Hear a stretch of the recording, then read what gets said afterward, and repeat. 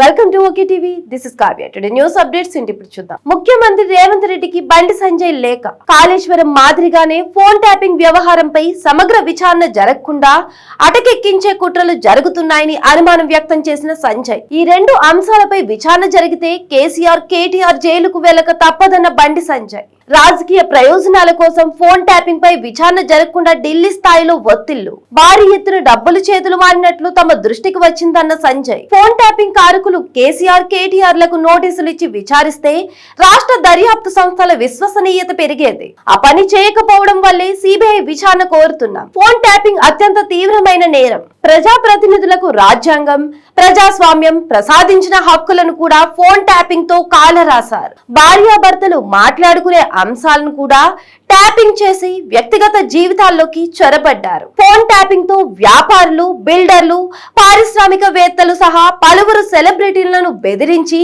డబ్బులు వసూలు చేయడంతో పాటు తమ అవసరాలను తీర్చుకున్నారు.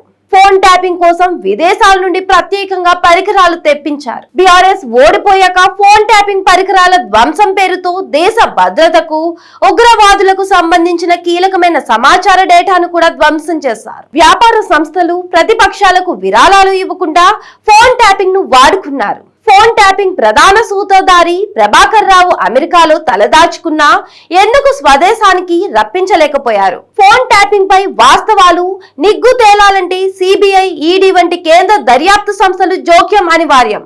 మీరే సిబిఐ విచారణ జరపాలని కేంద్రానికి లేఖ రాయండి. రాష్ట్రంలోకి సిబిఐ రాకుండా గత ప్రభుత్వం జారీ చేసిన ఉత్తర్వులను వెంటనే రద్దు చేయండి. ప్రతిపక్షాలపై సైబర్ దాడికి కారకుడైన మాజీ సీఎం కేసీఆర్, ఆయన కుమారుడు కేటీఆర్ లకు నోటీసులు ఇచ్చి విచారణ జరిపి చిత్తశుద్ధిని నిరూపించుకోండి. రాజ్యాంగంపై ప్రమాణం చేసి రాజ్యాంగ హక్కులను ఉల్లంఘించిన కేసీఆర్ ను, కేటీఆర్ లు ఎమ్మెల్యే పదవులకు అనర్హులు. తెలంగాణ శాసనసభ నాయకుడిగా ఉన్న మీరు కేసీఆర్, కేటీఆర్లను అనర్హులుగా ప్రకటించే విషయంపై స్పీకర్ కు లేఖ రాయండి.